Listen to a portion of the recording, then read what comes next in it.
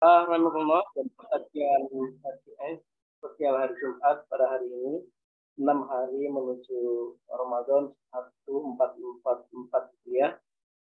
Kita kembali mengadakan kajian Jumat pagi dengan tema Tarhib Ramadan ya. Pasti kita ingin membekali diri sebanyak-banyaknya dengan ilmu terbaik menuju bulan Ramadan kali ini.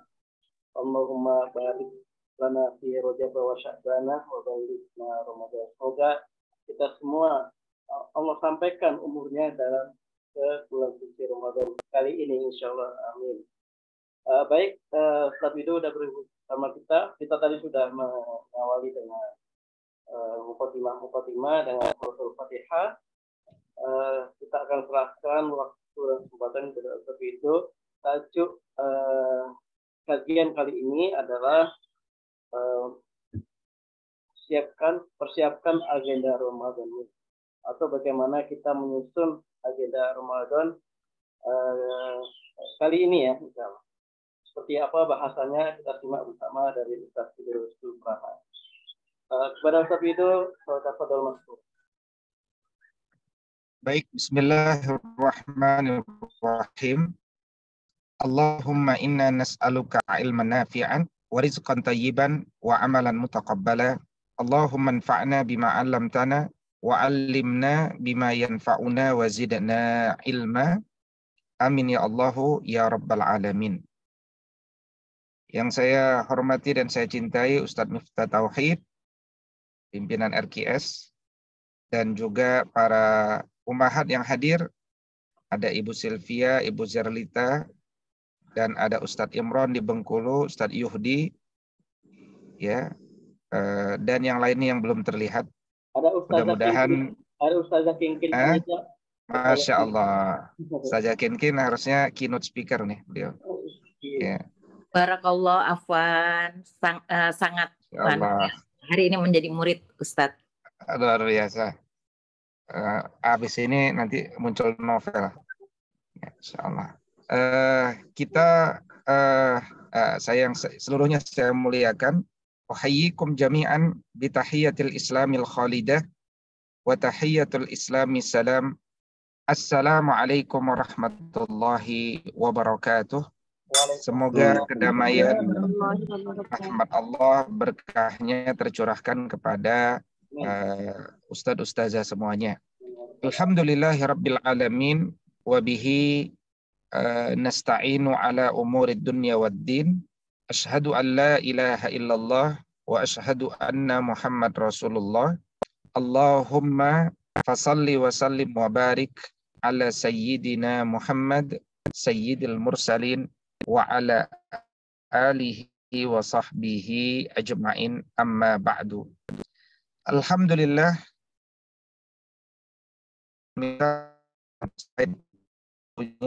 boleh jadi share screen-nya Ustaz Miftah.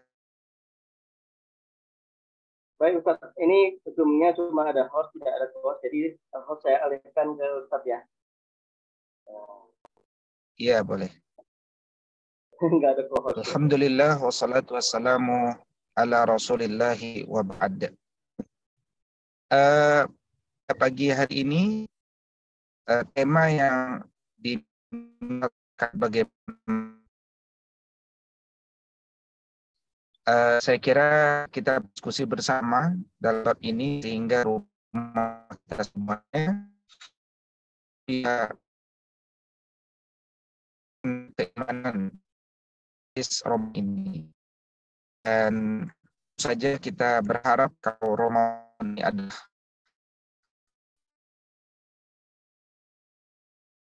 semua, dan sejatinya kita ini hidup sedang menunggu jadwal kematian, ya, kita sedang menanti dan berlari menuju kita.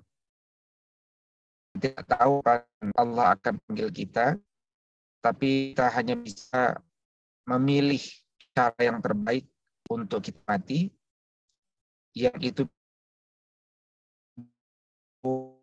bukan kesibukan yang bermanfaat bagi akhirat kita. Dan karena itu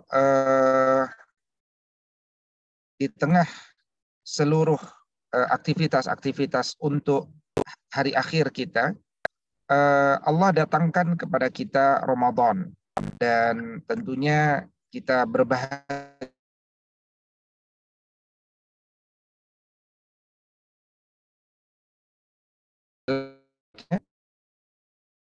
ja'akum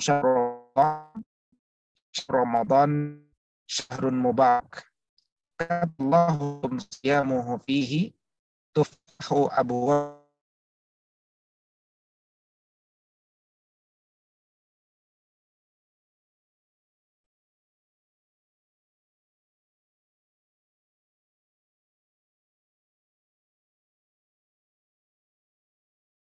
bulan Ramadan itu adalah bulan yang penuh berkahan. Ramadan itu yang pintu surga seluas-luasnya.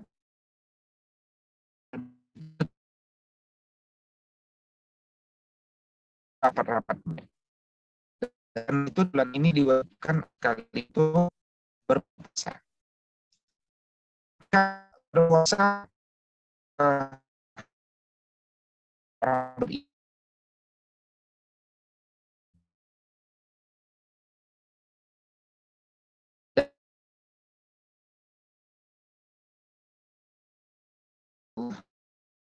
dan dia mengekspresikan cintanya kepada Allah.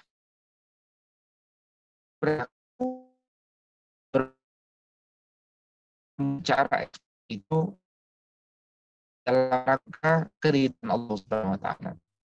Maka Allah menginginkan kita untuk menyempurnakan Islam iman. Suaranya agak putus-putus. Sinyalnya kurang bagus.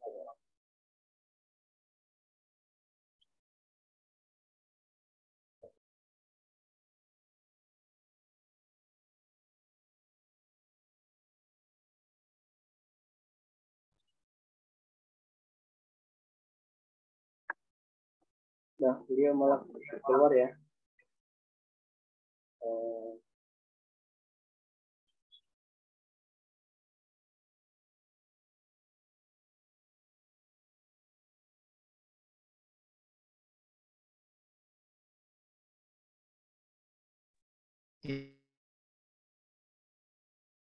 Suara saya terputus sampai. Iya, saya terputus. Langsung keluar juga, Ustaz. Saya jadikan host kembali.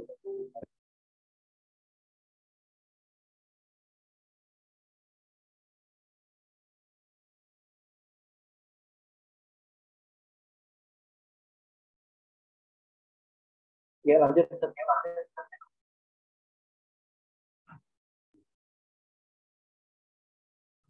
Ya, bismillahirrahmanirrahim.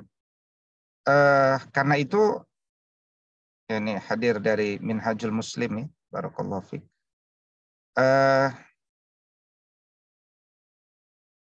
Islam itu dibangun atas 5 perkara, di atas 5 pilar. Makanya kalau di dalam Katolik itu ada konsep salvation, yaitu konsep keselamatan. Ya, tadi malam saya diskusi dengan para pimpinan agama ya. Ada ya agama tertentu saya tidak sebutkan. Kemudian saya katakan bahwa konsep salvation dalam Islam itu ya orang itu selamat kalau dia masuk surga. Kalau dia dibebaskan dari api neraka. Nah, orang itu salvation. Makanya kalau ditanya, ya tadi malam ditanya, apa di dalam Quran konsep salvation itu, terminologi dalam Quran apa? Saya katakan di antara terminologi salvation itu adalah fauzan azimah. Dia mendapatkan kesuksesan yang besar. The great success. Ya. Kesuksesan yang besar itu ya ketika dia selamat dari api nerakanya Allah dan akhirnya dia selamat sampai ke jannahnya Allah Subhanahu wa taala. Dan untuk sampai ke arah sana, konsep salvation kita adalah menegakkan 5 pilar ini. Ya, menegakkan 5 pilar ini.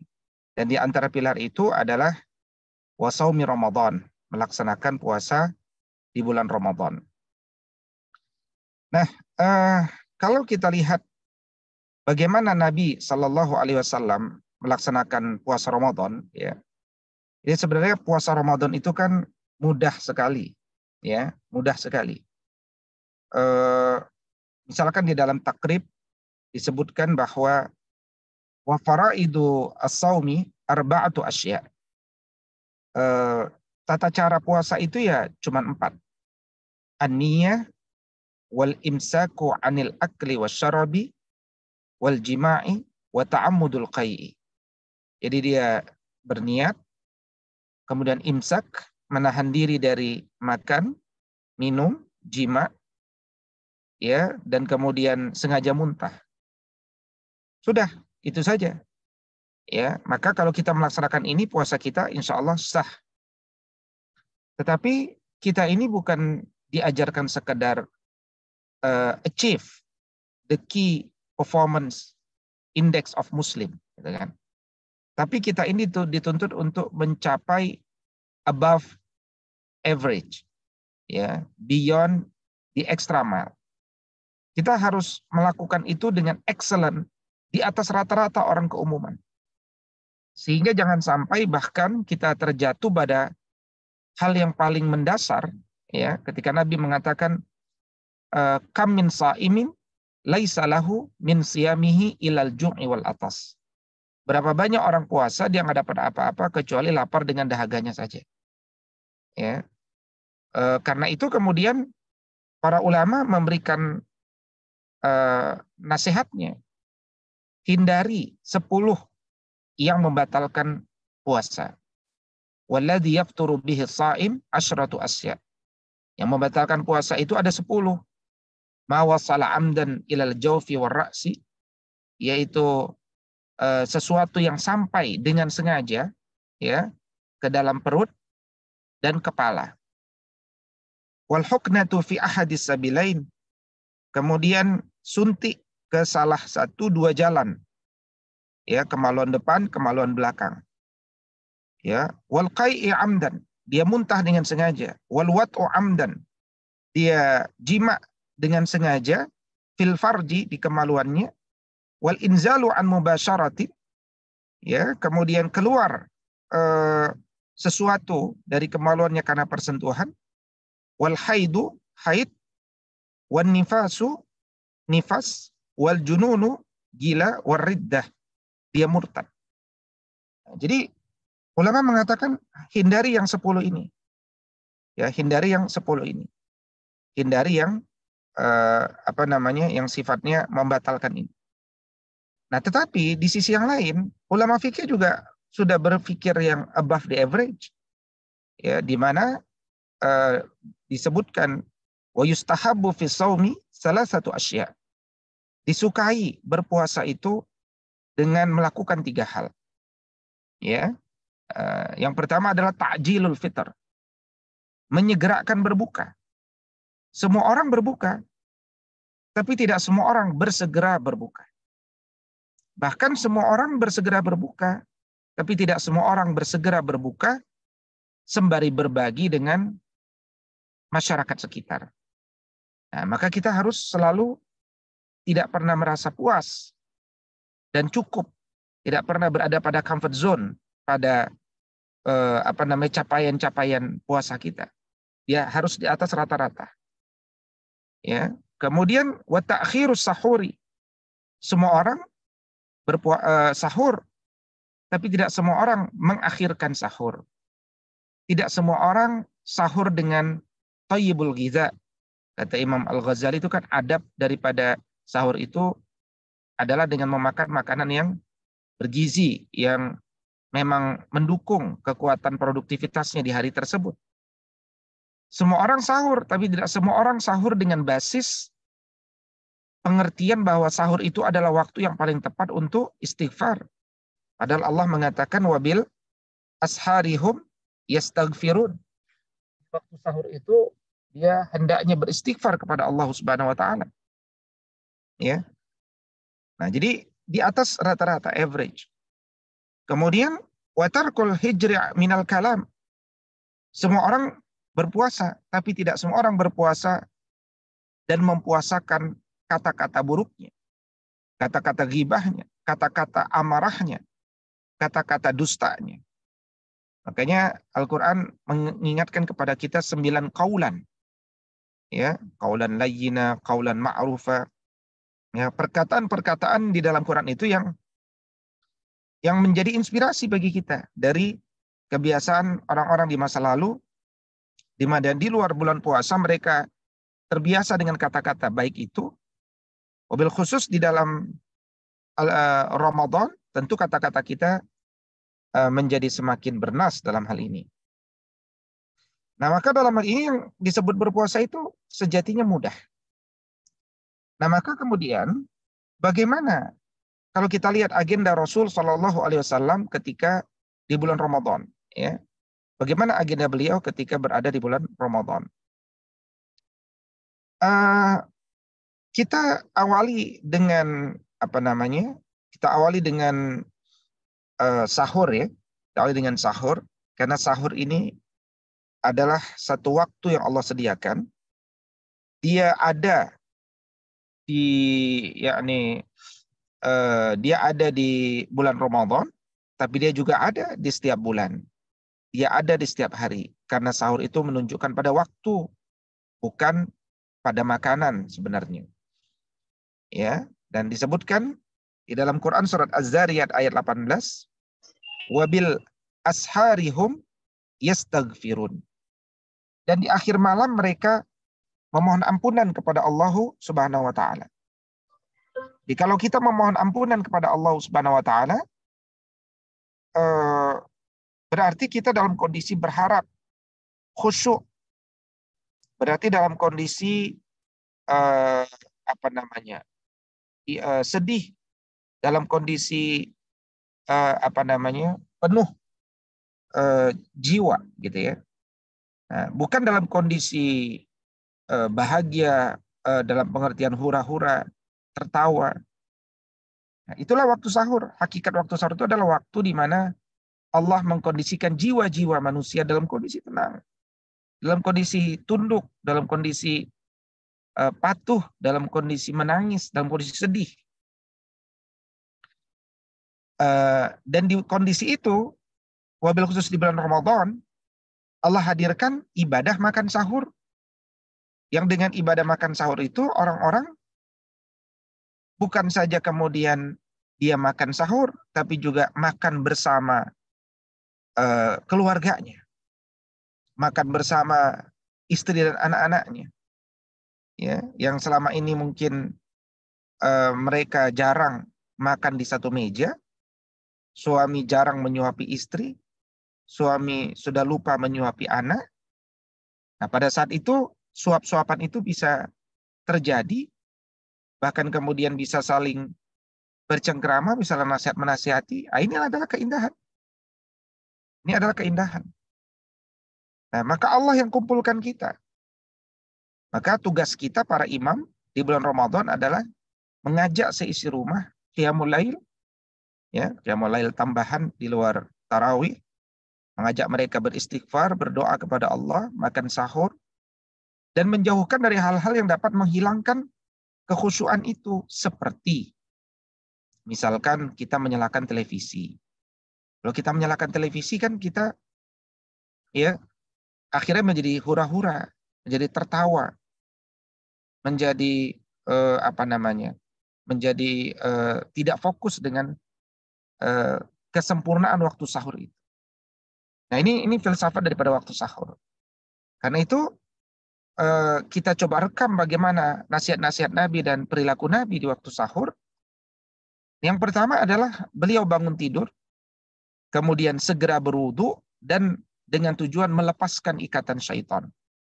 Ya, jadi kalau tadi malam misalkan kita bangun, kemudian kita segera berwudu, kemudian kita sholat sunnah 2 rakaat, itu pelan-pelan, ya. Ketika kita bangun kita baca doa, alhamdulillah alladzi ahyana ba'da ma amatana wa ilaihin nusyur. Terlepas satu ikatan. Kita berwudu, terlepas ikatan berikutnya. Kita sholat 2 rakaat, terlepas ikatan berikutnya. Ya. Nah, ini adalah keutamaan. Dan semakin utama ketika dilakukan di bulan Ramadan. Makanya itulah yang disebut sahur itu. Jadi tasahharu fa inna fis sahuri barakatan. Sahurlah kalian karena dalam sahur itu ada keberkahan. Artinya apa? Ada ziyadatul khair. Ada tambahan-tambahan kebaikan. Ya, di antaranya adalah dijauhkannya kita dari syaitan sejak awal kehidupan kita di hari itu. Maka kita bisa tunaikan tahajud, ya, tahajud minimal 2 rakaat. Ya. Tahajud minimal 2 rakaat. Ya. Kalau witir, kalau kita sudah witir tadi malam, maka kita tidak perlu witir lagi. Ya, kita cukup tahajud 2 rakaat. Ya, kalau belum witir kita bisa tutup dengan witir. Kemudian kita berdoa sesuai hajat, ya, memaksimalkan keutamaan sepertiga akhir malam. Karena ini waktu terkabulnya doa. Ya, jadi kalau Allah itu turun di sepertiga akhir malam, maknanya adalah rahmatnya Allah itu begitu besar di sepertiga akhir malam. Itu ta'wil. Ya. Dan sepertiga akhir malam itu, kalau malam itu mulai jam 6 dan selesai jam 4.30 misalkan, ya, atau jam 5, maka 11 jam dibagi 3. Ya, sekitar 3,5 jam. Berarti sekitar, ya, jam 1 ya, atau jam 1.30. Nah, itulah mulai sepertiga akhir malam itu. Makanya Nabi SAW itu tidur lebih cepat. Ya, sekitar pukul 9 setelah dia berdiskusi dengan istrinya. Kemudian beliau tidur, ya. Nah, kemudian setelah itu persiapan sahur dan menyantap dengan mengharapkan keberkahan daripada sahur. Jadi kita menginginkan sahur dan Nabi menginginkan kita tuh sahurnya di akhir. Kenapa? Supaya kita ini bisa lebih kuat dalam menjalani aktivitas hari itu. Jadi tidak ada ceritanya sahur itu, tidak ada ceritanya puasa Ramadan itu malah mengurangi prestasi-prestasi kita. Makanya jangan salah persepsi, Ramadan itu bukan bulan pendidikan. Meskipun semua amalnya kalau dihayati berbuah pendidikan, berbuah tarbiyah. Tapi hakikat Ramadan itu sudah bulan perjuangan. Ya, bulan jihad, bulan prestasi. Kita tidak sedang belajar di bulan itu. Tapi tentu ada pelajaran dari setiap jihad yang kita lakukan. Ya.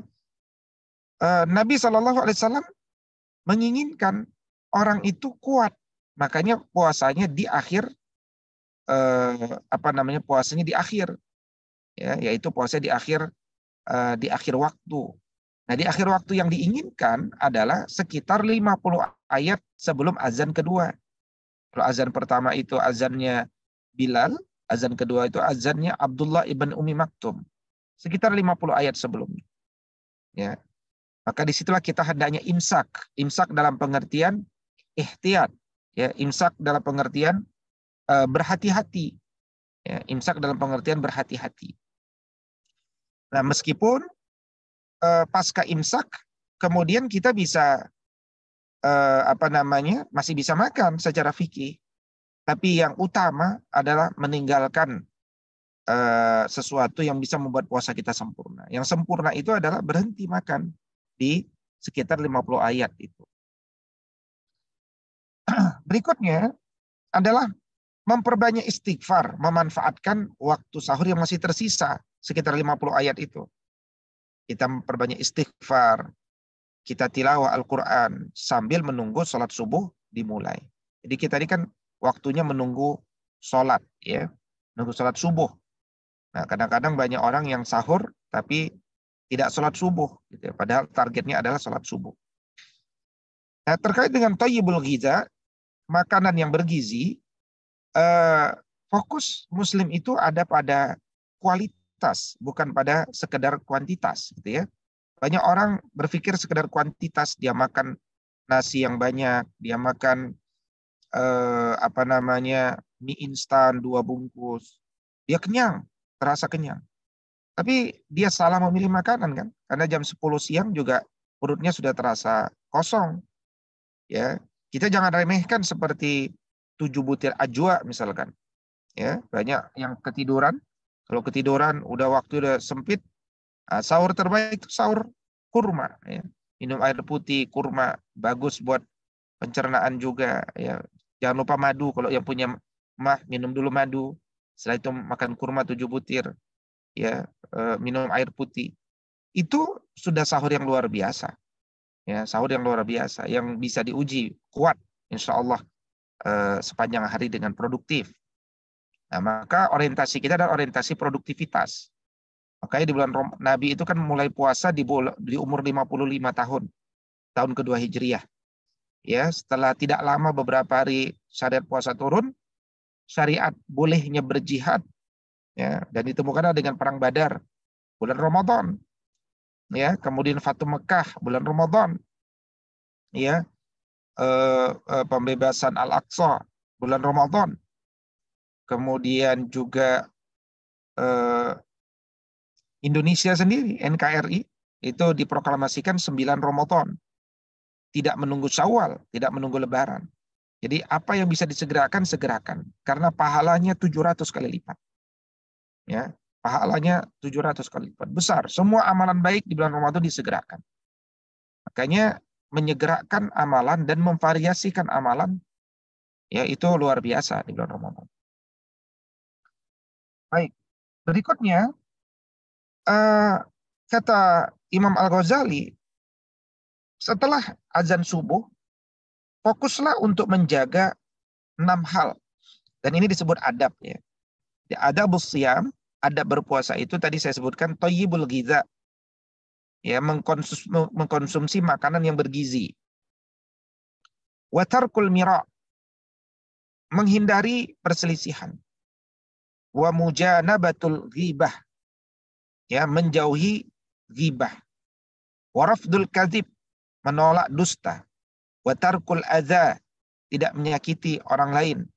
Wa saunul jawarih anil qabaih, menjaga anggota badan dari segala perbuatan buruk. Nah, ini yang namanya adab. Ya, adab itu adalah satu bentuk kedisiplinan yang bagus sekali untuk kita tegakkan. Ya, satu kedisiplinan yang bagus sekali untuk kita tegakkan. Nah, secara fikih, kalau kemudian kita berada dalam kondisi sudah azan subuh, ternyata kita masih punya hadas besar, ya, maka segeralah mandi junub jika berhadas besar, meskipun mandi itu dilakukan selepas azan subuh. Ya, bersegera dimaksudkan agar tetap bisa berjamaah di masjid. Nah, mulailah menahan diri dari makan, minum, dan jima, mulai dari terbit fajar subuh hingga tenggelamnya matahari. Dan menjaga adab-adab selama berpuasa di siang hari, begitupun di malam hari. Nah, ini adalah adab-adab yang perlu kita tegakkan, supaya puasa kita bukan sekedar puasa yang biasa-biasa saja. Nah, ketika kita mendengar azan, maka kita disunahkan untuk mengulangi bacaan muazzin. Setelah itu kita bersolawat kepada Nabi. Allahumma salli ala Sayyidina Muhammad. Dan kita memohon kepada Allah, Allahumma rabba hadhihi da'wati tammah. Ya Allah, Rabb pemilik dakwah yang sempurna ini, da'wati tammah, wassalatil qa'imah, yang menyeru kepada salat untuk ditegakkan. Ati Muhammadanil wasilah wal fadilah. Berikanlah kepada Nabi kami, Nabi Muhammad, wasilah dan fadilah. Ya, wasilah itu kedudukan yang tinggi, fadilah itu kedudukan yang mulia. Wa ba'ashu, bangkitkanlah dia, maqamam mahmuda, ya, yaitu ke tempat yang terpuji. Ya, kita meminta setiap hari itu supaya Nabi ditempatkan kepada maqamam mahmuda, tempat yang terpuji. Alladzi wa'attah, yang telah engkau janjikan. Maka kalau itu yang kita lakukan di luar bulan Ramadan saja, halat lahu syafa'ati yaumal qiyamah. Ya kan? Jadi dia akan mendapatkan syafaatku kelak karena dia selalu mendoakanku dengan tulus untuk mendapatkan maqamah mahmuda. Wah, maka wabil khusus bulan Ramadan lebih seriuslah membacanya sambil memaknai. Allahumma rabba hadhihi da'wati tammah wassalatil qa'imah ati Muhammadanil wasilata wal fadilah wa ba'athu maqaman mahmudan alladhi wa'adtah innaka la tukhliful mi'ad, dan seterusnya. Setelah itu kita boleh doa tambahan sesuai keinginan kita. Kenapa? Karena di antara doa yang tidak tertolak adalah doa yang dibaca antara azan dengan iqamah. Mobil khusus dia berdoa sedang berpuasa. Sedang berpuasa di bulan Ramadan. Maka ini akan menjadi satu amaliyah yang luar biasa. Maka di antara dua azan itu kita jangan bermain-main tangan, tapi justru mengangkat kedua tangan. Dan ketika kita meminta, bermunajat kepada Allah, menengadah ke langit. Ya, kadang kita doa itu kan banyak yang suka malas doanya. Tangan kita sandarkan, ya, padahal kita sedang meminta. Ya, meminta saja gratis, minta kepada Allah Subhanahu wa taala. Maka memintalah dengan adab yang baik, yang sempurna, yang serius, yang sungguh-sungguh gitu. Nah, maka kemudian kita lakukan ya salat sunnah fajar 2 rakaat. Ya, kita lakukan salat sunnah fajar 2 rakaat. Salat sunnah fajar 2 rakaat. Ya, karena salat ini lebih baik dari dunia dan seisinya. Ini baru salatnya. Nah, bagaimana dengan ini baru salat sunnahnya? Bagaimana dengan salat fardunya? Ya, bagaimana dengan salat fardunya? Tentu lebih utama lagi. Ya. Kemudian memperbanyak berdoa dan tilawatul Quran. Ya, kita perbanyak berdoa dan tilawatul Quran. Kemudian kita lakukan sholat subuh berjamaah di masjid dan berusaha mendapatkan takbir pertama bersama imam di masjid. Nah, setelah itu kita lakukan sholat subuh itu dengan khusyuk, ya, dengan penuh ketenangan, dengan penuh kenikmatan. Umumnya imam sholat subuh ya sebaiknya lebih panjang bacaannya bandingkan sholat yang lain. Setelah itu kita berzikir dan lakukan secara khusus zikir pagi dari al-ma'surat, ya, zikir-zikir yang ma'sur. Lanjutkan dengan tilawah Al-Quran dengan target khatam sebulan dan mentadaburi kandungannya. Atau mendengarkan majelis ilmu hingga matahari meninggi. Kira-kira 15 menit setelah matahari terbit. Jadi kita duduk di masjid menargetkan datangnya waktu untuk sholat isyraq, sholat duha di masa awal. Ketika sudah masuk, tunaikan sholat isyraq itu karena keutamaannya besar. Laksana ibadah haji dan umroh yang sempurna. Tamah. Ya. Nah, membaca Al-Quran, tilawatul Quran, khatam itu target kita.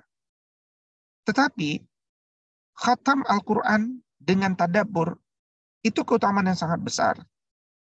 Ya, jadi kalau kita belum pernah mengkhatamkan tadabbur Quran, ya, selama bulan Ramadan, mungkin Ramadan ini kita bisa memulainya. Karena itu perintah Allah. Ya, perintah Allah jelas dalam Quran untuk mentadabburi Al-Quran. Misalkan Quran surat Shad, surat 38 ayat 29. Allah mengatakan, Kitabun anzalnahu ilaika mubarakun liyadabbaru ayatihi waliyatazakkara ulul albab. Kitab Al-Quran ini diturunkan kepadamu, wahai Muhammad, dengan penuh keberkahan untuk ditadabburi, ditazakuri oleh orang-orang yang cerdas akalnya. Ya, nah, maka mentadabburi Quran. Ya, dan tentunya, ya, saya teringat dengan nasihat daripada Imam An-Nawawi rahimallahu ta'ala, bahwa kata beliau, sampaikanlah kepada orang-orang awam, kepada as-sighar, anak-anak kecil, supaya mereka itu jangan lupa untuk berniat iktikaf setiap kali masuk masjid, meskipun iktikafnya cuma sebentar. Ya, tetap supaya dia mendapatkan fadilah daripada iktikaf di masjid itu. Di iktikaf ini, ya, satu hal yang hendaknya kita biasakan ketika kita masuk ke masjid, mendapatkan keutamaan iktikaf. Ini nasihat daripada Al-Imam An-Nawawi rahimallahu ta'ala. Berikutnya, di pagi itu sampai sore kita jaga dari hal-hal yang diharamkan seperti berdusta, ghibah, namimah. adu domba. Ketika datang waktu sholat duha, kita sholat duha minimal 2 rakaat. Ya, jadi kalau sholat isyraq itu sholat duha di awal waktu, ya, maka sholat duha yang dimaksud ini adalah sholat duha di waktu yang terbaik. Dan waktu terbaik itu adalah waktu yang ibaratnya anak-anak unta kepanasan. Ya, sekitar pukul 8:30, ya, jam 9. Itu kan bahkan cahaya mentari yang terbaik ya bagi kesehatan itu jam 8:30, jam 8:30, itu yang terbaik. Kita lakukan sholat duha minimal 2 rakaat. Lebih bagus lagi jika 4 rakaat atau 8 rakaat. Bisa dikerjakan berjamaah suami dengan istri. Kemudian memperbanyak sedekah di bulan Ramadan. Wabil khusus nanti sedekah di malam Lailatul Qadar, mencari malam Lailatul Qadar. Jadi Lailatul Qadri khairun min alfi syahri. Malam itu lebih baik daripada 1000 bulan. Makanya amalan di malam itu diyakini oleh sebagian ulama juga lebih baik dari malam yang lain. Ya. Kemudian dengan penuh semangat kita lakukan aktivitas hari itu. Ya, bekerja, belajar, mengajar, ya, dan kita lakukan itu dengan tangan kita sendiri. Kalau kita belajar dengan sendiri. Ya, kita jangan menggunakan joki dan seterusnya. Kita bekerja sendiri. Ya, semua kelelahan-kelelahan kita di bulan Ramadan itu mendapatkan keutamaan. Kemudian menjelang zuhur dibolehkan, bahkan disunahkan untuk qailulah, tidur siang sesaat. Untuk menguatkan fisik-fisik kita setelah kita ini dari sahur ya sampai jam 11 itu kita beraktivitas, bergerak terus. Istirahatkan jasad kita. Ya, sekitar jam 11 menuju jam 12. Menjelang zuhur ya, 1 jam. Kemudian saat azan zuhur berkumandang, kembali kita tegakkan sunnah sebagaimana ketika sholat subuh, sunnah azan, ya, sunnah qobliyah ba'diyah, sunnah berdoa dan seterusnya dan seterusnya. Nah, Nabi Shallallahu Alaihi Wasallam itu orang yang paling dermawan di setiap harinya. Karena Nabi Shallallahu Alaihi Wasallam ajwadan nas. Tapi ketika di bulan Ramadan, beliau wa ajwadu ma yakunu fi Ramadan, semakin ajwad lagi di bulan Ramadan. Ya, khususnya karena di bulan Ramadan itu hina yalqahu Jibril, ya, karena dia bertemu Jibril. Karena Jibril itu kebiasaannya setiap datang bulan Ramadan, wa kana Jibril alaihi salam yalqahu fi kulli laitin min Ramadan. Selalu menemui Nabi Muhammad SAW di setiap malam di bulan Ramadan. Fayudarisuhul Quran. Kemudian malaikat Jibril itu mengajarkan Nabi Al-Quran. Ya, fala Rasulullah sallallahu alaihi wasallam ajwadu bil khairi, ya, karena itulah Nabi SAW semakin termotivasi, ya, untuk berbuat kebaikan termasuk bersedekah minar rihil mursalah, lebih cepat lagi daripada angin yang bertiup.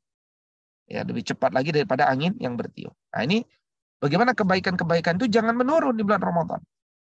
Ya. Jadi kadang-kadang kita ini di bulan Ramadan semakin semangat jualan, tapi lupa bersedekah. Padahal hakikatnya bulan Ramadan itu bukan bulan jualan sebenarnya. Bulan berbagi. Artinya kalau kita berjualan pun di bulan Ramadan, itu supaya kita bisa berbagi lebih banyak lagi. Gitu. Maka kemudian di waktu zuhur itu kita salat rawatib zuhur. Ya, sebagaimana menargetkan rawatib itu menargetkan 12 rakaat sehari minimal yang muakkadah. Kemudian kita lakukan salat zuhur berjamaah dengan khusyuk. Nah, kalau kita suami setelah salat zuhur apa? Kalau kita sedang di rumah kita bantu pekerjaan istri jika sedang berada di rumah. Ya. Jadi Nabi SAW itu kan dahulu ketika sudah wafat, sahabat nanya kepada Sayyidah Aisyah, wahai Aisyah, apa pekerjaan suamimu ketika sedang di rumah? Dibukalah kebiasaan Nabi itu ketika berada di rumah itu ternyata Nabi itu melakukan pekerjaan rumah, ya, membaguskan sepatunya, memperbaiki sepatunya, menyapu. Nah, itu dilakukan Nabi di rumah. Ya. Tetapi ketika kemudian telah datang waktu zuhur, Nabi berhenti. Dan kemudian Nabi melaksanakan sholat zuhur. Gitu. Jadi bantu pekerjaan istri kita di bulan Ramadan. Ya, kita cuci piring, kita nyapu, kita ngepel, itu suami. Ya, ibu-ibu juga gitu. Kalau dilihat mobil suaminya kotor, dicuci mobilnya, gitu kan. Jadi tidak ada kesetaraan, yang ada keserasian. Ya, sama-sama saling melengkapi, ingin membantu, gitu ya. Dan apalagi itu terjadi di bulan Ramadan, ya. Kemudian menyiapkan makan berbuka puasa. Menyiapkan makan berbuka puasa. Kemudian melaksanakan sholat sunnah qabliyah asar 2-4 rakaat. Di sholat asar, kemudian sholat asar berjamaah dengan khusyuk. Kemudian mempersiapkan makanan buka puasa untuk yang akan berbuka di masjid dekat rumah atau menyalurkan langsung ke masyarakat. Jadi ini dalam rangka supaya puasa kita hari ini puasa yang bukan hanya untuk diri, tapi puasa yang berbagi, ya, berbagi. Jadi puasa itu filosofisnya membangun empati. Setelah terbangun empati, harusnya berbagi, gitu.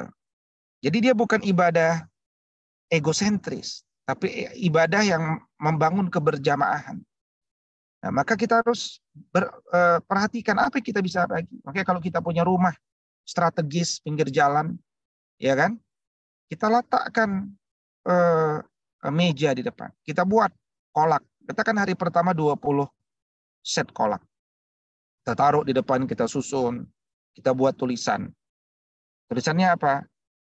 Ya, Rp5.000.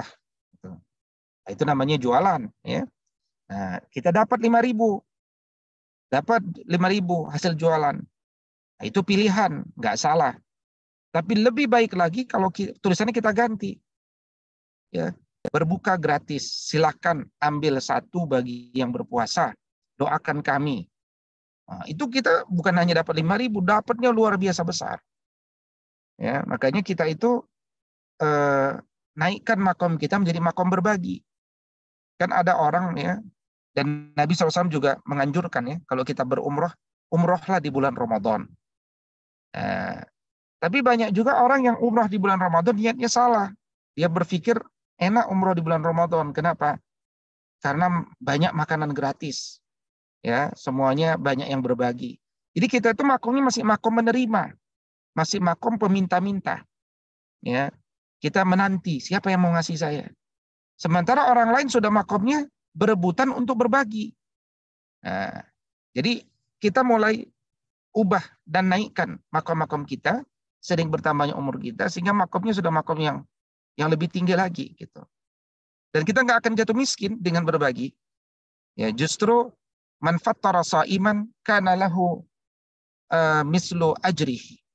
Ya, jadi siapapun yang memberikan bukaan kepada orang yang berpuasa, dia akan mendapatkan pahala orang yang berpuasa itu.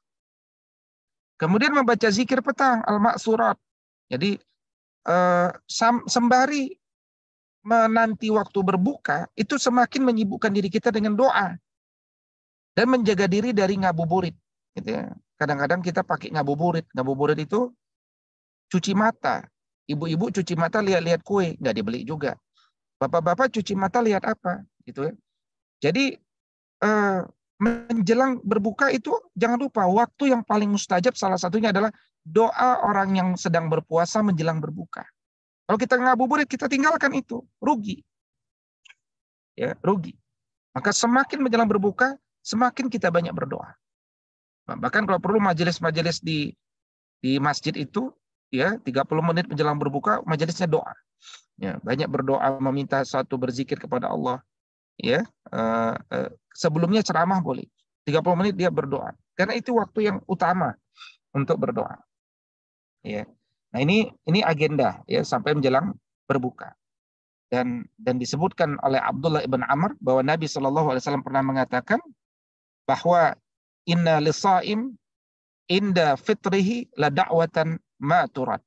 Doa orang yang berpuasa ketika berbuka tidaklah tertolak. Nah, ketika azan, ya,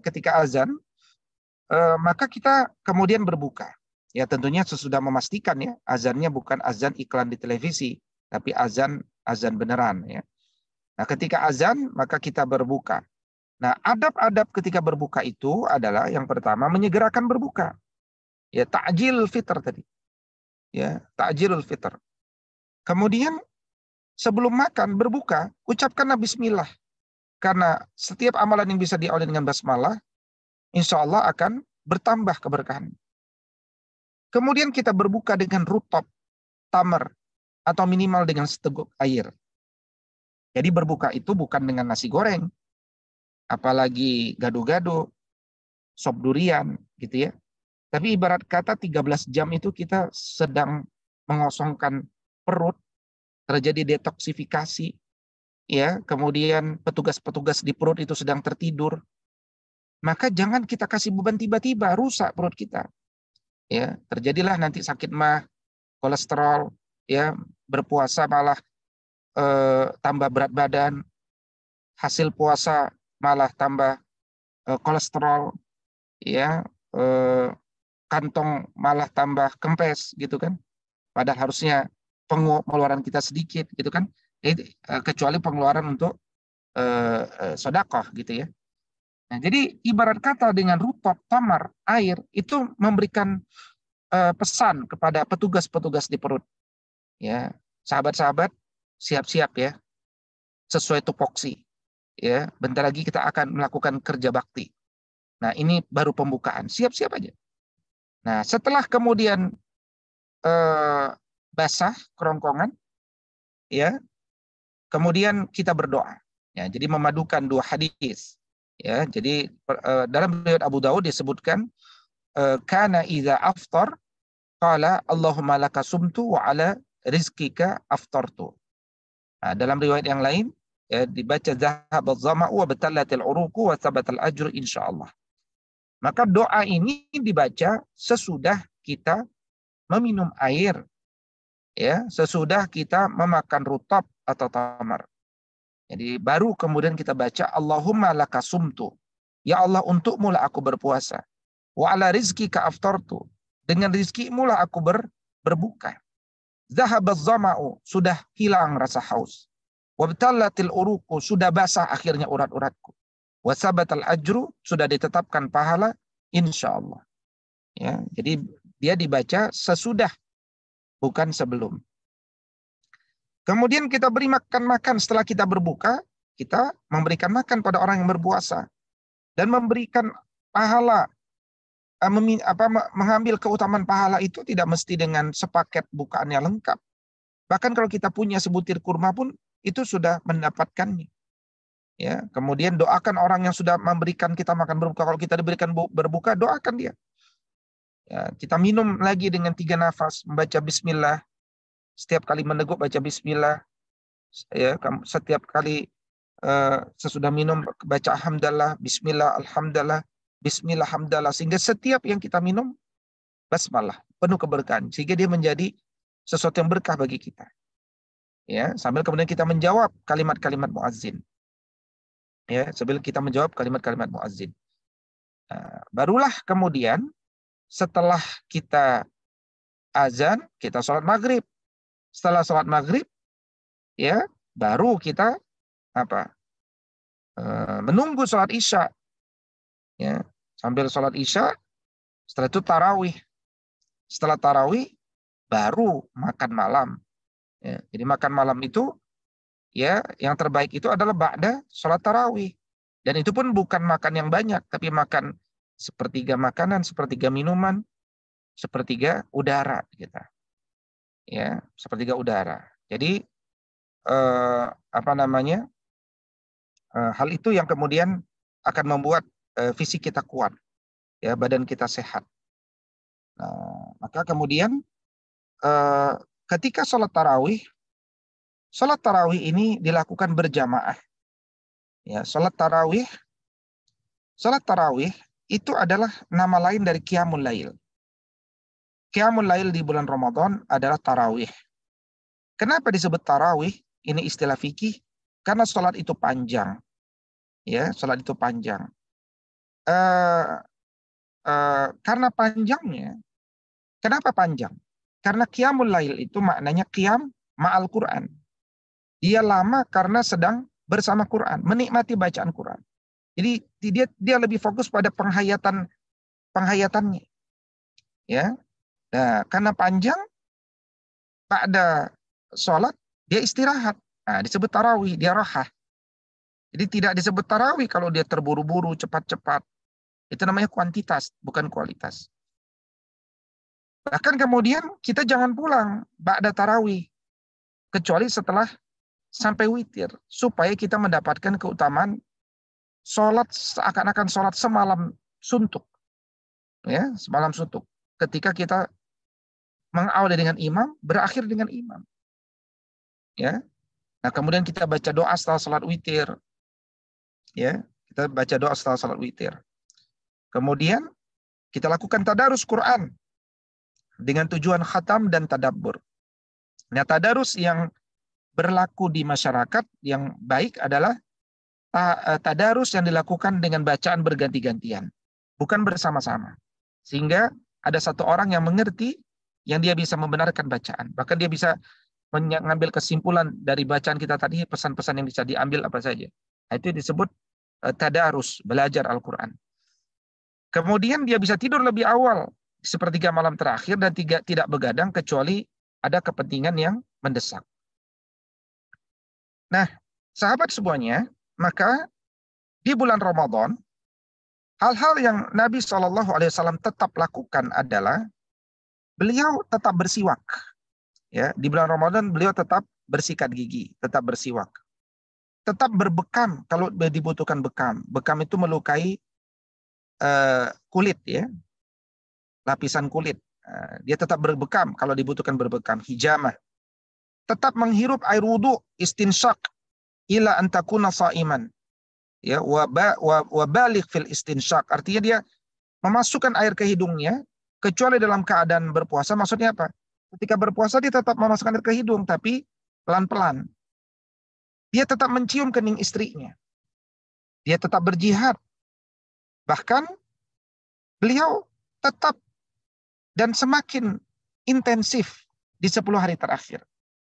Ya, makanya ini yang penting bagi sahabat semuanya, mengingatkan sahabat-sahabat kita ini masuk bulan Ramadan, bukan bulan Zulhijjah. Apa bedanya? Di dalam Quran ada kalimat walayalin asyar, demi 10 malam yang pertama. Itu keutamaan bulan Zulhijjah. Jadi kalau bulan Zulhijjah itu yang utama adalah 10 malam yang pertama. Kalau bulan Ramadan itu yang utama 10 malam terakhir. 10 hari terakhir. Jadi barang siapa orang itu semangat hanya di 10 malam pertama, ketahuilah bahwa dia salah bulan. Dia sedang berada di bulan Zulhijjah. Ya, kalau bulan Ramadan, 10 hari pertama dia ya semangat tapi tidak terus semangat. Dia jaga staminanya karena ini perjalanan masih panjang. Ayyam ma'dudah. 10 hari kedua sampai 10 hari terakhir. Itu tahapan. Kemudian Nabi itu bahkan selalu iktikaf 10 hari. Bahkan 20 hari terakhir menjelang wafatnya beliau beriktikaf. Kemudian beliau murojaah bacaan Quran, hafalan dan qiraah kepada malaikat Jibril alaihissalam, dan bahkan beliau menganjurkan umrah. Maka kalau bulan Ramadan adalah bulan prestasi, ya, jadi Quran itu diturunkan di bulan Ramadan. Ya, maka bulan Ramadan menjadi mulia. Nabi SAW dibekali Quran. Maka Nabi menjadi Nabi yang mulia. Malam Lailatul Qadar itu malam turunnya Quran. Malam itu menjadi malam yang mulia. Ya, maka siapapun yang menjadi sahibul Quran, wabil khusus di bulan Quran, maka orang itu juga kelak akan mulia. Maka mudah-mudahan dengan Ramadan ini kita semuanya menjadi orang-orang yang semakin mulia. Dan mudah-mudahan kita semuanya dari 71 orang yang hadir pagi ini, masing-masing nama-namanya dipanggil Allah untuk masuk ke pintunya orang-orang yang berpuasa, pintunya di jannah yaitu Babur Rayyan. Demikian, amin ya Allah ya Rabbal Alamin. Aqulu qawli hadza wa astaghfirullah li wa lakum. Kita kembalikan kepada Ustadz Miftah Tauhid.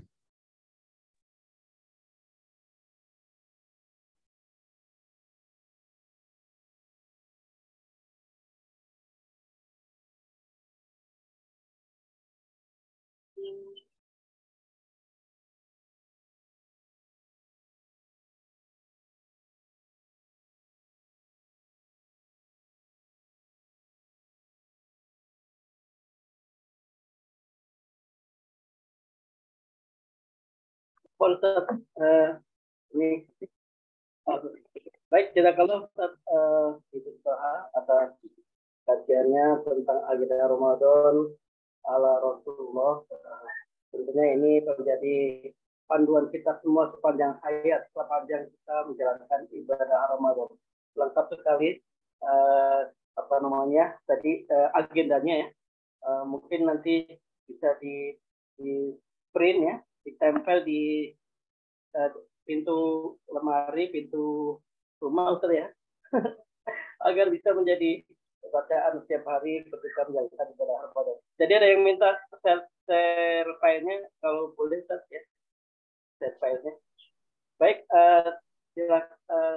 silakan masa tanya jawab. Ada waktu Ustaz ya, insyaallah ya. Mungkin sampai jam 9 kalau nggak salah ya. Sama 17 menit insyaallah menjelang jam 9. Silakan yang pertama kali raise hand ini Bu Siska untuk bertanya. Dipersilakan. Ya, bismillahirrahmanirrahim. Ustaz ingin bertanya beberapa hal. Pertama, terkait dengan sholat sunnah yang 12 rakaat. Mohon bisa ya,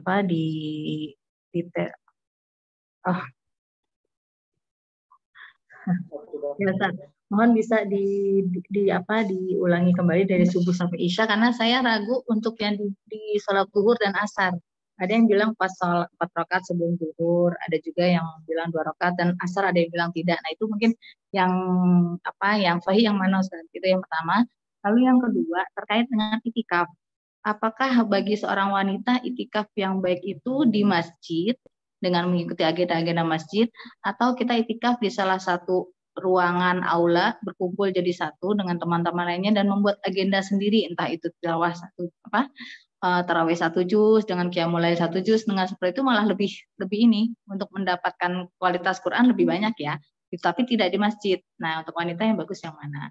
Nah lalu yang ketiga, kalau kebanyakan, yang ketiga tadi untuk menghatamkan Al-Quran. Tadi kan Ustaz bilang tadarus itu kan satu ayat itu dengan salah satu orang yang memahaminya. Jika kita memakai cara tasmi saja, kita menyimak misalnya bacaan orang yang sudah paham, apakah itu bisa bisa lebih berkualitas ya, yang lebih menjaga bagi mereka-mereka yang belum bisa membaca Al-Quran dengan tartil, ibaratnya seperti itu. Jazakallah. Demikian Ustaz. Ya, bismillahirrahmanirrahim. Yang pertama terkait tentang sholat 12 rakaat ya. Jadi kata Nabi SAW, man shalla isnatai asyrata raka'atan fi yaumin ya, fi yaumin lailatin bunya lahu bihinna baitun fil jannah. Jadi siapapun yang dia sholat 12 rakaat dalam sehari, sehari semalam, maka dia akan dibangunkan rumah di surga. Ada banyak hadis tentang hal ini ya. Misalkan disebutkan dalam salah satu riwayat At-Tirmidzi misalkan, bahwa arba'an qabla zuhur, 4 rakaat qobliyah ya, 4 rakaat qobliyah. Wa raka'ataini ba'daha, 2 rakaat ba'daha, 2 rakaat sesudah zuhur.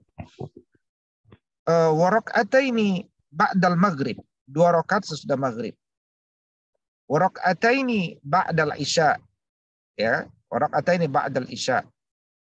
Wa raka'ataini qabla salatil fajar. Nah, maka ini sudah 12 rakaat. Ya. Tetapi tentu saja ini yang disebut sebagai keutamaan 12 rakaat yang bisa disebut sebagai muakkad. Ya, bisa disebut sebagai muakkad. Kalau 12 rakaat rawatib itu nanti digabung dengan, katakan kita qiyamul lail 11 rakaat, berarti 23. Tambah 17 rakaat sholat fardu yang wajib.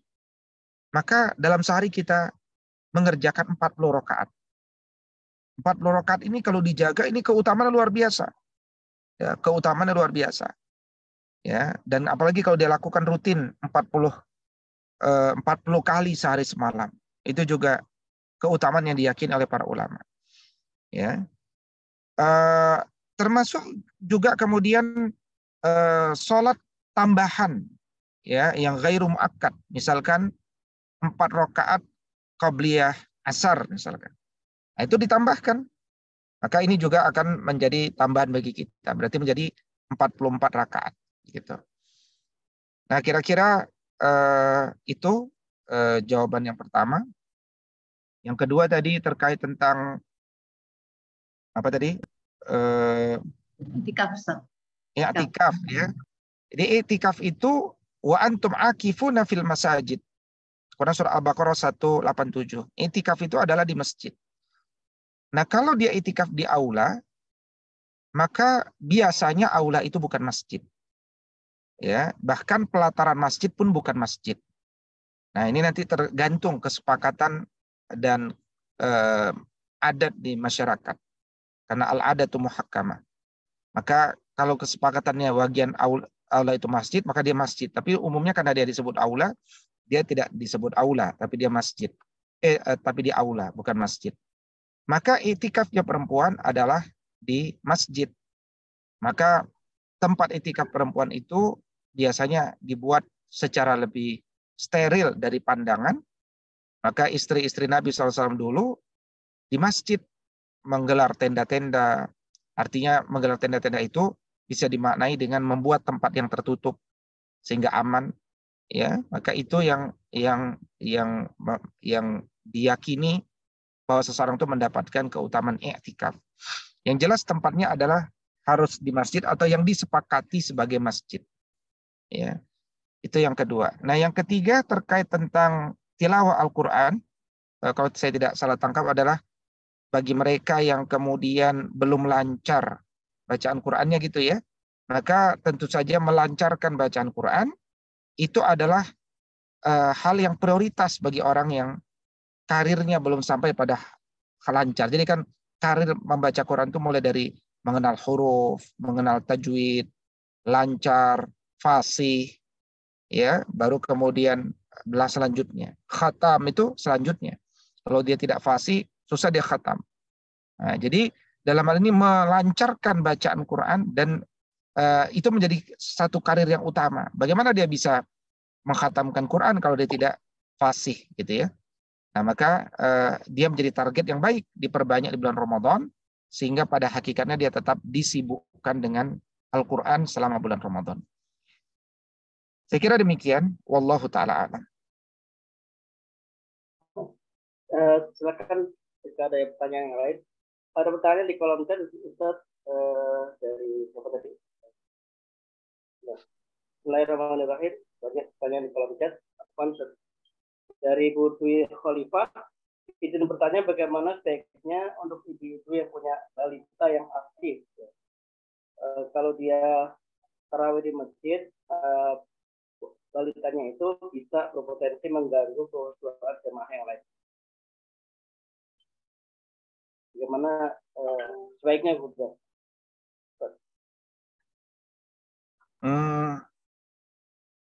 Ya, bismillahirrahmanirrahim. Kepentingan publik lebih diutamakan daripada kepentingan pribadi.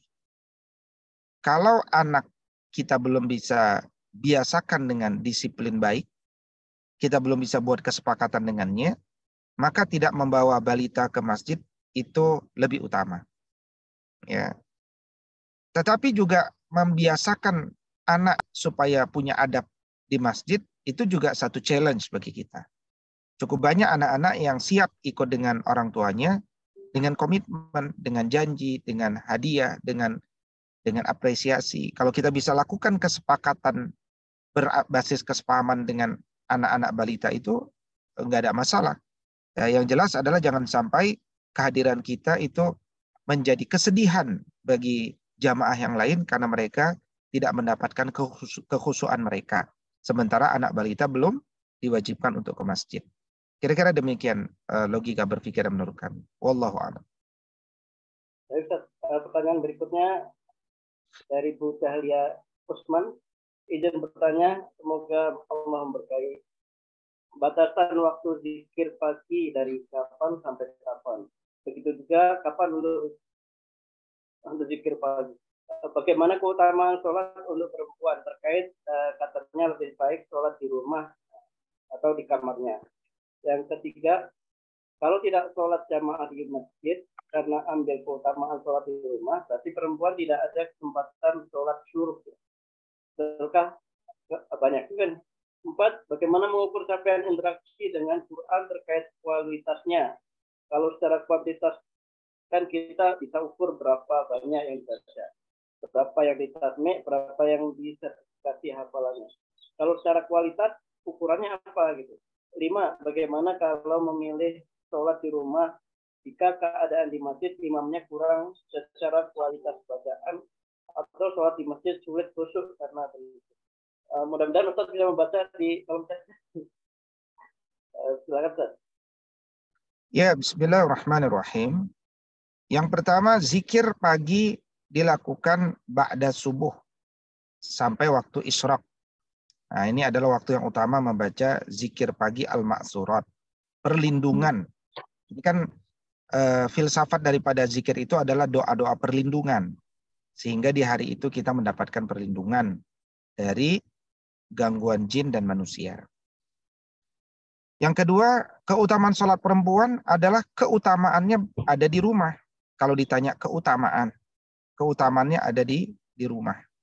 Ya, termasuk dalam mazhab Syafi'i, dalam kitab I'anatul Talibin misalkan, disebutkan bahwa Syekh Zainuddin Al-Malibari, penulis kitab Fathul Mu'in, ya, bahwa sholat fardu itu berjamaah di masjid utama bagi laki-laki. Sementara perempuan utama dilaksanakan di rumah. Ya, hal ini karena menghindari fitnah, menghindari hal-hal yang tidak diinginkan, apalagi di waktu yang gelap. Ya. Tetapi kalau hal-hal tersebut bisa dihindari, kehadiran perempuan di masjid boleh jadi lebih utama. Karena dia bisa mendapatkan ilmu, dia bisa berinteraksi dengan sesamanya dan seterusnya. Nah, karena itu dalam konteks ini, kata Nabi, jangan larang istri-istrimu ke masjid. Jangan dilarang istrimu ke masjid. Artinya apa? Jangan biarkan istrimu ke masjid sendirian. Ya, bareng-barenglah sama suaminya. Kalau ada suaminya bareng, ya bareng ke masjid. Nah, itu ya maknanya. Kemudian, kalau tidak sholat jamaah di masjid, karena utama sholat di rumah, berarti perempuan tidak ada kesempatan sholat syuruk. Ada. Kan tidak dilarang ke masjid. Jadi ibu-ibu silakan ke masjid, tidak dilarang. Ya, sehingga bisa mengambil keutamaan syuruk di masjid. Yang keempat, bagaimana mengukur capaian interaksi dengan Quran terkait kualitasnya? Kualitas Quran, ya, jadi sahibul Quran, disebut kita sahibul Quran, dan disebut kita akan memberikan mahkota kepada orang tua kita kalau kita beramal dengan Al-Quran itu. Ya, kalau kita beramal dengan Al-Quran, kita membaca Quran, menghafal Quran, dan beramal dengan apa yang kita ketahui. Jadi kualitas Qurani seseorang ketika dia beramal dengan apa yang dia baca. Ya. Nah, sehingga dalam prosesnya dia membaca dengan tadabbur, dengan penghayatan. Ya, penghayatan. Nah, itu kira-kira seperti itu. Adapun kalau kaitan dengan hafalan, maka hafalan yang terbaik adalah hafalan yang bersanad sampai ke malaikat Jibril alaihissalam. Baik, berikutnya bagaimana kalau memilih sholat di rumah jika keadaan di masjid imamnya kurang secara kualitas bacaan atau sholat masjid sulit khusyuk karena berisik? Bagi perempuan yang utama di masjid, tidak ada masalah. Ya, kalau bagi laki-laki dia tetap utama di masjid, ya. Di rumah saja. Saya ulangin tadi, kalau perempuan tetap utamanya di rumah. Sementara laki-laki utamanya di masjid. Kalau imamnya kurang bagus tajwidnya, ya imamnya diganti. Kalau kemudian khusyuk karena berisik, ya kita harus bergerak untuk membuat anak-anak tidak berisik. Ya, manusia itu bisa diubah. Dunia pendidikan itu dunia mengubah. Saya pribadi mengubah. Ya, setiap ada masjid yang berisik, saya panggil. Anak-anak itu dibisiki, jangan dimarahi. Bisiki telinga kirinya, kasih dia motivasi, kasih semangat, ya kasih dia jajan. Ya, anak-anak itu semuanya senang. Ya, jadi berisik itu bisa dihilangkan selama kita membuat kesepakatan dengan anak-anak calon generasi masa depan. Kira-kira demikian. Wallahu ta'ala. Baik, Ustaz, jazakallah. Ada 2 pertanyaan lagi, Ustaz, ya. Yang pertama dari Bu Yanita Savitri, banyak ulama terdahulu bisa menghatamkan Al-Quran 3 kali sehari. 3 hari sekali. Gitu. Apakah para ulama itu tidak beraktivitas duniawi?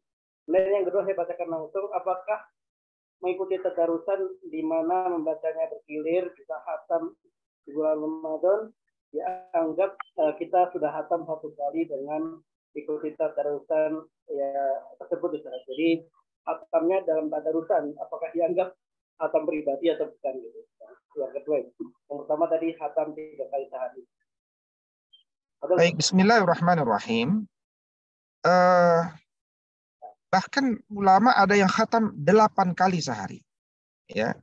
4 kali di waktu siang, 4 kali di waktu malam. Tetapi cara membaca mereka bukan cara kita membaca. Ya. Mereka membaca dengan qiraah yang sangat cepat, tapi benar. Ya, tapi benar. Dan itu menjadi sesuatu yang sudah lisani bagi mereka. Ya, jadi jangan samakan dengan kita, karena ini sudah masuk pada orang-orang yang khusus di antara yang khusus. Ya, adapun Nabi SAW mengingatkan kepada para sahabat, ya, untuk mengkhatamkan sehari maksimal 10 juz. Dan para sahabat umumnya mengkhatamkan Quran dalam waktu 7 hari. Ya, 7 hari umumnya, secara umum. Ya, bahkan dibagi nanti setiap hari itu surat-surat apa saja, belum ada juz waktu itu. Nah, maka mereka bisa tetap beraktivitas duniawi, dan aktivitas duniawi mereka adalah khatam Quran. Ya, khatam Quran itu kan aktivitas di dunia itu. Ya, mereka di dunia mengkhatamkan Quran. Ya, tentu saja ada yang mengkhatamkan sambil simaan, ya, ada yang mengkhatamkan sambil tilawah dan seterusnya. Ya, ini semua ya adalah pilihan-pilihan dalam kehidupan. Ada yang meninggalkan dunia untuk beribadah di hari tersebut, sama seperti orang umrah. Umrah, dia umrah, tapi dia meninggalkan pekerjaannya. Dia bisa, dia tinggalkan. Itu kan pilihan bagi manusia. Ya, bukan merupakan sesuatu yang harus diteladankan oleh semua orang, tidak. Ya, tapi dia adalah pilihan-pilihan bagi orang-orang tertentu yang menginginkannya. Kemudian kalau seseorang itu tadarus Al-Quran, dia mendapatkan keutamaan khatam Al-Quran, tapi dia sebenarnya belum dianggap khatam secara lafaz, ya, secara lafaz. Tapi dia sudah dianggap khatam secara, karena ketika dia tidak membaca, dia juga membaca dalam hati kan. Dia membaca dalam hatinya, dia membaca, menikmati, sehingga dia mendapatkan keutamaan khatam itu. Ya, saya kira demikian. Wallahu ta'ala. Saya kira cukup, waktunya sudah habis tadi. Jam 9.01 sesuai dengan kesepakatan sampai jam 9. Ustaz. Tadi ada yang minta share file, apakah sudah, Ustaz? Ya, insya Allah. Insya Allah ya. Baik, kita sudah selesai. Di akhir sesi silakan Ustaz Wijo untuk memberikan barangkali closing statement dan atau ditutup dengan doa, Ustaz.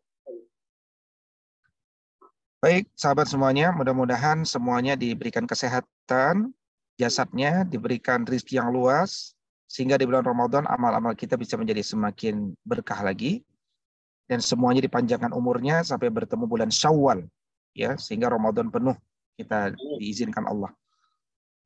Astaghfirullahalazim, astaghfirullahalazim, astaghfirullahalazim. A'udzubillahi minasyaitonirrajim. Bismillahirrahmanirrahim. Alhamdulillahirabbil alamin.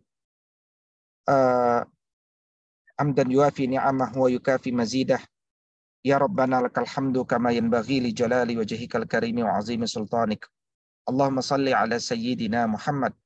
Allahumma Rabbana ighfir lana zunubana wa israfana fi amrina wa thabbit aqdamana wansurna 'alal qaumil kafirin. Rabbana innana sami'na munadiyan yunadi lil imani an aminu bi rabbikum fa amanna. Rabbana faghfir lana dzunubana wa kaffir 'anna sayyi'atina wa tawaffana ma'al abrar. Allahumma barik lana fi Sya'ban wa ballighna Ramadan. Allahumma sallimna Ramadan wa sallim li Ramadan. Allahumma rabbana ij'alna wa auladana min ahlil Qur'an. Allahumma inna nas'alukal huda wat tuqa wal afafa wal ghina. Allahumma afina fi badanina. Allahumma afina fi sam'ina. Allahumma afina fi basarina. Rabbana atina fid dunya hasanah wa fil akhirati hasanah wa qina adzabannar. Walhamdulillahi rabbil alamin. Baik, jazakallah Ustaz Ustaz. Semoga menjadi ilmu yang bermanfaat dan menjadi ilmu jariah. Jazakallah Ustaz. Semua Jazakallah khair Ustaz. baik. Bismillahirrahmanirrahim. Demikianlah kajian Jumat pagi spesial. Jazakallah khair Ustaz. Kita akhiri dengan doa kafaratul majid. Subhanallah.